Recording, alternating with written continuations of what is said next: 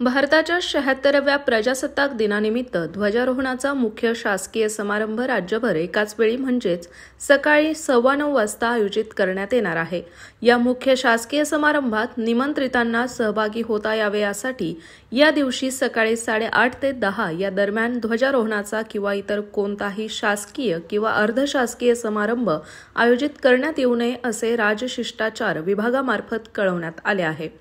मुंबई येथील मुख्य शासकीय समारंभात राज्यपाल यांच्या हस्ते आणि मुख्यमंत्री यांच्या उपस्थितीत शिवाजी पार्क दादर मुंबई येथे ध्वजारोहण आणि समारंभपूर्वक संचलन कार्यक्रम होणार आहे। तर आता आपण पाहूयात तुमच्या जिल्ह्यात कोण ध्वजारोहण करणार। ठाणे उपमुख्यमंत्री एकनाथ शिंदे, पुणे उपमुख्यमंत्री अजित पवार, नागपूर मंत्री चंद्रशेखर बावनकुळे, पालघर गणेश नाईक, अहिल्यानगर राधाकृष्ण विखे पाटील,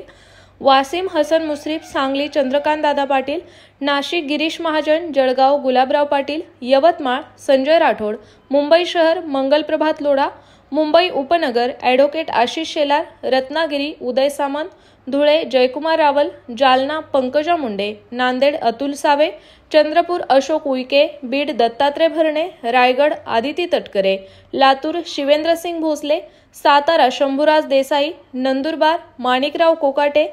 सोलापूर जयकुमार गोरे, हिंगोली नरहरी झिरवाळ, भंडारा संजय सावकारे, छत्रपती संभाजीनगर संजय शिरसाट, धाराशिव प्रताप सरनाईक, बुलढाणा मकरंद जाधव पाटील, सिंधुदुर्ग नितेश राणे, अकोला आकाश फुंडकर, गोंदिया बाबासाहेब पाटील, कोल्हापूर प्रकाश आबिडकर, गडचिरोली ॲडव्होकेट आशिष जयस्वाल, वर्धा पंकज भोयर, परभणी मेघना साकोरे बोर्डीकर आणि अमरावती इंद्रनील नाईक।